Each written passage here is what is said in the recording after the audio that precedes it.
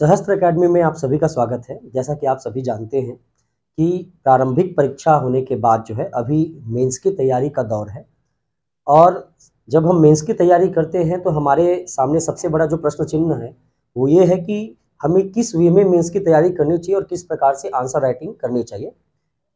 अब जैसा कि आज आपके सामने स्क्रीन पर एक क्वेश्चन दिख रहा है, जैसा आप जानते हैं कि भारतीय इतिहास के जो सिलेबस है पेपर 3 में जो पार्ट 1 है जिसमें आपका इंडियन हिस्ट्री की अगर हम बात करेंगे तो जैसे आप सभी जानते हैं कि जो भारतीय इतिहास है, ठीक, भारतीय इतिहास वो आपका 75 मार्क्स का है, 75 अंकों का है, ठीक है, और ये पार्ट 1 में है। तो जैसे आप सिलेबस देखेंगे तो काफी बड़ा सिलेबस है, तो कैसे हमें आंसर राइटिंग करनी चाहिए, कैसे शॉर्ट नोट्स बनाने चाहिए, तो उसी पर मैं आज चर्चा करने के लिए उपलब्ध हुआ हूँ और उपस्थित हुआ हूँ। और इसी तरीके से हम बाकी सवालों पर भी किस तरीके से आंसर राइटिंग करनी चाहिए मैं समय समय पर आपको जो है क्वेश्चन आंसर लेकर आता रहूंगा। जैसे देखिए एक क्वेश्चन आपके सामने दिख रहा है, मराठा साम्राज्य के पतन के कारणों की चर्चा कीजिए। ये आपका सवाल है कि क्यों, कैसे, किस कारण से जो है जो मराठा एम्पायर था उसका डिक्लाइन हुआ, क्या क्या कारण थे। अब समझना, ये जो क्वेश्चन है जो इस पार्ट से आएगा वो हाईएस्ट आपका आ सकता है 175 वर्ड, यानी 175 शब्द का जो क्वेश्चन है वो इससे मतलब क्वेश्चन पूछे जा सकते हैं और 15 अंकों का हाईएस्ट सवाल पूछा जा सकता है। ये जो सवाल आपको दिख रहा है, मराठा साम्राज्य के पतन के कारणों की चर्चा कीजिए, ये सवाल आपको 30 शब्द में भी पूछा जा सकता है। ये क्वेश्चन आपको 60 शब्द में भी पूछा जा सकता है। ये क्वेश्चन आपको 100 शब्द में भी पूछा जा सकता है और ये क्वेश्चन आपको 175 वर्ड में भी पूछा जा सकता है। अब आपको ध्यान रखना है कि कैसे हमें इनके सवालों का जवाब देना है। तो पहले थोड़ा सा समझ लेते हैं कि मान लो अगर ये सवाल 30 शब्द में आता है, अगर ये 30 वर्ड का सवाल है, अगर ये सवाल 30 शब्द का है तो आपको ध्यान देना है कि 30 शब्द का है तो केवल आपको 4 कारण बताने हैं। क्या करना है आपका? केवल 4 कारण। जैसे कि मराठा साम्राज्य के पतन का 4 कारण आपको लिख देना है, जो कारण अभी मैं आपको बताऊंगा, तो केवल 4 कारण आपको लिख देना है। अगर यही क्वेश्चन मान लो 60 शब्द में आया, 4 अंक का क्वेश्चन है, तो केवल आपको चुपचाप पॉइंट टू पॉइंट आपको 6 कारण लिख देने हैं। क्लियर है? यही क्वेश्चन आपको मान लो 100 शब्द में आया तो आपको 2 भागों में कारण को डिवाइड करना होगा। पहला आपको बताना होगा आंतरिक कारण, ठीक है, यानी मराठों का क्या एक्चुअल कारण रहा, और बाह्य कारण यानी कि क्या प्रभाव आपको पड़ा है, बाह्य कारण ये लिखना है। और जैसे मान लो ये सवाल जो 175 शब्द में आ गया, 175 में आ गया, तो 175 में जैसे ये आ रहा है तो 175 में कैसे करोगे, तो 175 में, ठीक है, 175 में जैसे आ गया तो 175 में देखिए कैसे लिखना रहेगा, ठीक है। तो 175 में मैं यहां पर आपको डिस्कस कर रहा हूं। देखो मान लो अगर ये 175 में आ गया तो सबसे पहला आपका इनके बारे में आपका प्रस्तावना होना चाहिए, ठीक है, प्रस्तावना। फिर जैसे आपको दिख रहा है सामने प्रस्तावना, फिर इनके कारण को 2 भागों में बांट दिए, एक आपका आंतरिक कारण और एक आपका बाह्य कारण, और उसके बाद लास्ट में आपने क्या लिख दिया, निष्कर्ष। तो हमें एक ही फॉर्मेट को बना के रखना है 175, ताकि हम इसे 60, आपका 30 और आपका 100 वर्ड में भी लिख सके। तो चलिए हम देखते हैं कि अगर ये सवाल आता है तो आपको किस तरीके से आंसर देना चाहिए और कैसे नोट्स बनाने चाहिए, ठीक है। पीडीएफ आप लोगों को उपलब्ध करा दिया जाएगा, अभी केवल आपको समझना है कि किस तरीके से हमको ध्यान देना है। तो चलिए क्वेश्चन आपके सामने है कि मराठा साम्राज्य के पतन की कारणों की चर्चा कीजिए।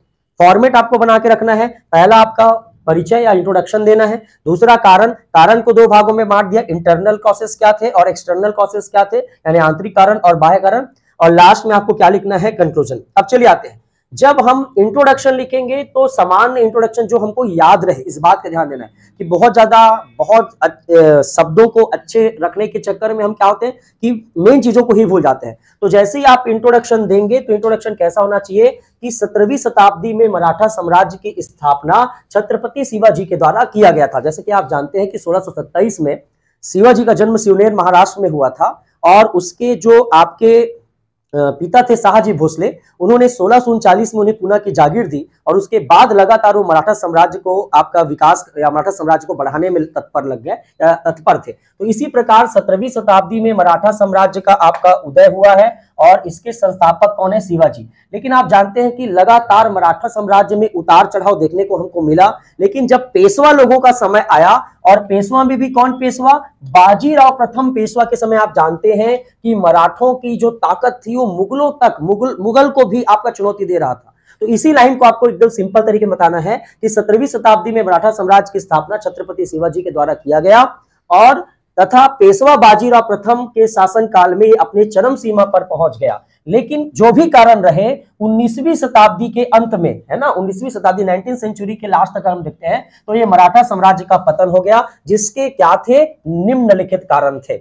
अब ये चीज हमें कब नहीं लिखना है? जब 31 में आया तो लिखने की जरूरत नहीं, 60 में आया तो भी लिखने की जरूरत नहीं है, 100 में भी आया तो भी लिखने की जरूरत नहीं है, जब 175 में आ रहा है तो अब आप इसे लिखोगे। अब देखिए, सबसे पहला हम आंतरिक कारण देखते हैं। सबसे पहला है केंद्रीकरण का अभाव।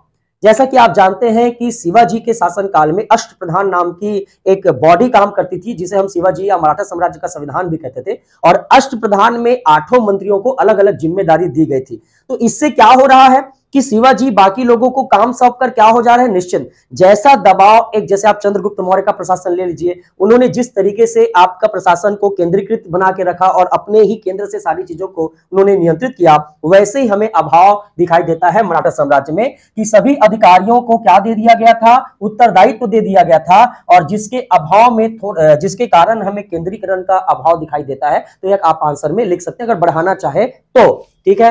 दूसरा, आपसी विवाद, संघ के मध्य आपसी विवाद, यानी मराठों का पतन का एक भी कारण है कि मराठा संघ बना था, जिसमें छत्रपति, पेशवा, आपका ग्वालियर के सिंधिया, बड़ोदरा के गायकवाड़, नागपुर के भोसले, ये सब लोगों को सम्मिलित रूप से मिलाकर मराठा संघ कहा जाता था। लेकिन कहीं ना कहीं समय समय पर किसी भी, चाहे वो आपका अधिकारों को लेकर हो या अंग्रेजों की फूट डालो शासन करो की नीति को लेकर हो, आपस में इन मराठा संघों के बीच आपसी विवाद होता रहा है। तो ये भी इनके आंतरिक कारण में आप लिख सकते हैं। तीसरा अगर देखेंगे तो युद्ध की प्राचीन तकनीक। आप जानते हैं कि प्रारंभ से शिवाजी से लेकर बाजीराव तक का नाम जो युद्ध में आता है कि मराठा जो है वो गोरिल्ला वार करते थे। गोरिल्ला वार का मतलब छापेमारी युद्ध, और ये जानते हैं कि ये जंगली इलाकों या पर्वतीय इलाकों में किया जा सकता है।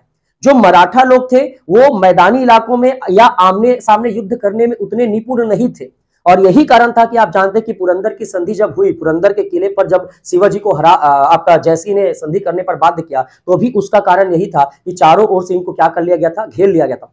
तो पुरानी युद्ध तकनीक मतलब क्या है? आपका गोरिल्ला वार। इन लोग गोरिल्ला वार करते थे, आमने सामने की लड़ाई करने में इनको समस्याएं होती थी। तो ये भी युद्ध की जो पुरानी तकनीक है, जो प्राचीन परंपरा है, वो भी एक कहीं ना कहीं कारण माना जा सकता है इनके आपका पतन का। फिर जान सकते हैं कमजोर नेतृत्व, जो लीडरशिप है वो शिवाजी के बाद एकदम से क्या हो गया? गिर गया। जैसे शिवाजी आया, फिर धीरे धीरे संभाजी, राजाराम, इन लोग आए, फिर सीधा मराठा साम्राज्य कब आया? आपका बाजीराव प्रथम के समय। लेकिन बाजीराव प्रथम के मृत्यु के बाद धीरे धीरे मराठा साम्राज्य का क्या हो गया? डिक्लाइन हो गया। तो एक ऐसा कोई दमदार नेतृत्वकर्ता मराठा साम्राज्य को नहीं मिल पाया, जिस कारण मराठा साम्राज्य का क्या हो गया? आपका पतन हो गया। और उसके बाद जैसे आप देखते हैं कि आर्थिक अस्थिरता का मतलब क्या है? कि आर्थिक अस्थिरता का मतलब यह है कि हम जैसे देखते हैं तो मराठों के सोर्स ऑफ इनकम यानी आय का साधन आपका बहुत कमजोर था। केवल आपका कोई लूटपाट करते थे तभी आपको उनके पास पैसा आता था। अर्थव्यवस्था उतनी ज्यादा स्ट्रांग आपका नहीं थी, और यही कारण था कि आपके आर्थिक रूप से सशक्त न होने के कारण जो है मराठा साम्राज्य का पतन हो गया, क्योंकि जो पैसा आता भी था वो सारे पैसे आपका सेना में या सेना के खर्चे में व्यय हो जाता था। उसके बाद देखिए भारतीय राज्यों के बीच जो शत्रुता आपको दिखाई दे रहा है, भारतीय राज्यों की भी शत्रुता आप देख रहे हैं। तो भारतीय राज्यों की बात शत्रुता मतलब मराठा जो साम्राज्य था उसके अपने पड़ोसी राज्यों से या अन्य राज्यों के राजाओं से थोड़ी बहुत जो शत्रुता पूर्वक व्यवहार रहा है, वो भी मराठों के पतन का कारण बना। जैसे आप जानते हैं कि 1761 में जब पानीपत का युद्ध हुआ था, तो 1761 के पानीपत के युद्ध में अहमद शाह अब्दाली का साथ जो है वो अवध के नवाब शुजाउद्दौला ने दिया था। मतलब सिंपल सी बात यही है कि भारतीय राजाओं से शत्रुता कहीं ना कहीं आपका मराठा साम्राज्य का कारण बना है। जैसे हैदर अली के साथ जब मराठों का लड़ाई हुआ तो अंग्रेज और निजाम मिलकर किसके साथ लड़ाई कर दी? आपका हैदर अली के साथ। मान लो उसी समय अगर मराठा साम्राज्य, हैदर अली और निजाम एक हो जाए रहते तो भारत में अंग्रेजों को क्या किया जा सकता था? आपका भगाया जा सकता था। तो कहीं ना कहीं भारतीय राज्यों से शत्रुता भी एक कारण बना जिससे आपका मराठा साम्राज्य का पतन माना जा सकता है, जो विषम परिस्थितियों में भारतीय राजाओं ने मराठों का साथ नहीं दिया। और सबसे इंपॉर्टेंट है आदर्श एवं राष्ट्रीय भावनाओं का अभाव। ये क्या होता है? तो आदर्श एवं राष्ट्रीय भावनाओं का अभाव का मतलब है कि जब शिवाजी ने मराठा साम्राज्य को शुरुआत किया था तो उनका एक ही भावना था कि मुझे इस भारत में हिंदू राज्य की स्थापना करना है, एक ऐसे साम्राज्य की स्थापना करना है जो आपका एक हिंदू राष्ट्र कहलाए। और उन्होंने इसीलिए औरंगजेब की समस्त आपके जो नीति थी उनका विरोध किया। धीरे धीरे ये लोग अपने लक्ष्य से क्या करने लगे? भटकने लगे। कोई छत्रपति के लिए लड़ रहा है, कोई आपका कुछ और करने के लिए लड़ रहा है। तो अपने उद्देश्यों से इन लोग क्या हो गए? आगे चल के भटक गए। और यही कारण था, जैसे इनका उद्देश्य क्या था? भारत की स्थितियों को सुधारना। लेकिन जब अहमद शाह अब्दाली से इनका जो लड़ाई होता पानीपत का, वो बिल्कुल आपका क्या था? ओवर कॉन्फिडेंट इन लोग थे और ओवर कॉन्फिडेंस ने इसको क्या कर दिया? आपका डुबा दिया। तो यही कारण है कि आदर्श एवं राष्ट्रीय भावना का अभाव, जो आदर्श शुरू से लिया जा रहा था कि हिंदू राष्ट्र की स्थापना करना है या पूरे भारत में आपका यूरोपीय कंपनी को शासन करने नहीं देना है ना, मुगलों को या मुस्लिमों को भारत से बाहर करना है। तो इस तरीके से जो एक भावना रही मराठों का, वो धीरे धीरे हटने लगा, अपने उद्देश्यों से हटने लगे। और आप तो जानते हैं कि जब व्यक्ति अपने उद्देश्यों से हटकर आगे काम करने लगता है तो निश्चित तौर पे अपने लक्ष्य को प्राप्त नहीं कर सकता। तो इस तरीके से ये क्या है? ये आंतरिक कारण है जो किसकी गलती माना जा सकता है? आपका मराठों की गलती। लेकिन क्या भारत में केवल मराठों के इन आंतरिक कारणों से ही मराठा साम्राज्य का पतन हो गया? तो नहीं, ये सब कारण तो थे जिन्हें सुधारा जा सकता था। लेकिन इन सब कारणों से एक कारण और आ गया जिसे आप क्या कहते हैं? बाह्य कारण। बाह्य कारण का मतलब है जो मराठा के बाहर का कारण है। जैसे ब्रिटिश शक्ति है ना, ब्रिटिश शक्ति का प्रभाव, आंग्ल मराठा युद्ध। भारत में एक कारण मराठों के पतन का क्या है कि आप जानते हैं कि अंग्रेज और मराठा आपस में युद्ध करने लगे। और आप जानते हैं कि तृतीय आंग्ल मराठा युद्ध जब हुआ 1816 से 1818 भी, तो आपका मराठों का पूर्णतः क्या हो गया? आपका पतन हो गया। तो यहां पर जो ब्रिटिश शक्ति का प्रभाव, ब्रिटिश लोग 1757 के प्लासी के युद्ध के बाद से काफी पावरफुल होते चले गए। प्लासी जीते, बक्सर जीते, वांडीवास जीते, बेदरा जीते और लगातार ये लोग पावरफुल होते गए। और यहीं पर आपका ब्रिटिश शक्ति का बढ़ना और आंग्ल मराठा युद्ध में मराठों का पराजित होना कहीं ना कहीं ये भी एक बाह्य कारण है जिसकी वजह से मराठा साम्राज्य का क्या हो गया? आपका पतन हो गया। उसके बाद मुगलों के पतन के बाद मराठों की असफलता। मुगल जैसे भी थे पर केंद्र से सबको क्या करते थे? नियंत्रित करते थे। सब लोग कांपते थे, डरते थे। लेकिन जब पूरे मराठा ने मुगलों को अपने अंडर लिया तो उस समय केंद्रीकरण का अभाव, जैसे मैंने कहा, केंद्रीकरण का अभाव दिख रहा है। उन्होंने भारतीय राजाओं को बहुत हल्के में लिया और सबको नियंत्रित या कंट्रोल करने का प्रयास नहीं किया। इसी को इस लाइन में क्या करें कि मुगलों के पतन के बाद मराठों की असफलता का मतलब क्या है? कि मुगलों के बाद मराठों की असफलता से आशय यही है कि जो नियंत्रण प्रणाली मुगलों ने स्थापित किया था वो मराठा नहीं कर पाए। किसी विशेष क्षेत्र पर ही अपना ध्यान दिए, पूरे भारत पर उनका ध्यान नहीं था। यही कारण था कि भारत के अन्य क्षेत्रों पर अंग्रेजों का अधिकार होना या स्वतंत्र राज्यों का अधिकार होना, ये सब चीजें हमें दिखाई देती है। तो ये भी एक कारण है कि मुगलों के पतन के बाद मराठों की असफलता। और सबसे खतरनाक जो आप जान रहे हो वो है पानीपत का तृतीय युद्ध में पराजय। आप जानते हैं कि एक मराठा साम्राज्य जैसा भी था पर भारत में अपनी प्रभुता को बनाए रखा था, अपनी सर्वोच्चता को बनाए रखा था। लेकिन अहमद शाह अब्दाली के साथ जब पानीपत का तृतीय युद्ध हुआ तो वहीं से मराठा साम्राज्य जो है आपका डिक्लाइन हो गया। तो ये आपको आंतरिक कारण और बाह्य कारण दोनों को बहुत अच्छे से ध्यान में रखना है। अगर मान लो 30 शब्द में है तो कोई भी 4 कारण आप लिख सकते हैं, 60 शब्द में है तो कोई 6 कारण आप लिख सकते हैं, 100 शब्द में है तो डिवाइड कर दीजिए आंतरिक कारण और बाह्य कारण, और 175 में है तो बाकायदा इंट्रोडक्शन दीजिए। और लास्ट में कंक्लूजन कैसा रहेगा? देखिए, मराठा साम्राज्य का पतन आंतरिक एवं बाह्य कारणों का संयोजन था। मतलब केवल आंतरिक कारण और केवल बाह्य कारण नहीं, दोनों के कारणों से ही मराठा साम्राज्य का पतन हुआ है। और मराठा साम्राज्य का पतन भारतीय इतिहास में एक प्रमुख घटना थी। आप जानते हैं कि 1761 की इस पानीपत के युद्ध को भारतीय इतिहास को बदलने वाले युद्धों में से एक कहा जाता है। कि मान लो आज भारत में मराठा होता तो ब्रिटिश सत्ता नहीं होती या मुगल सत्ता नहीं होता, ऐसे कई लोग इतिहासकार लोग मानते हैं। तो पतन भारतीय इतिहास में एक प्रमुख घटना थी जिसने अब मुगल तो ऑलरेडी कमजोर हो चुके थे, तो जिसने अधिकांश हिस्सों पर ब्रिटिश शासन की स्थापना का मार्ग प्रशस्त किया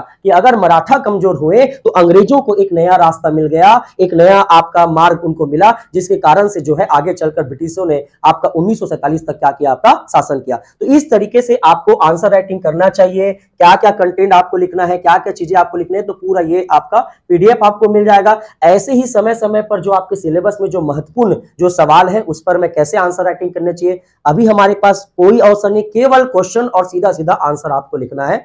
तो आगे मैं और भी आपके सामने जैसे आपका उपस्थित होता रहूंगा, पेपर 7 के कुछ भागों को भी मैं आपके सामने लेकर आऊंगा। तब तक के लिए आपका बने रहिए, सहस्त्र अकादमी से जुड़े रहिए। धन्यवाद।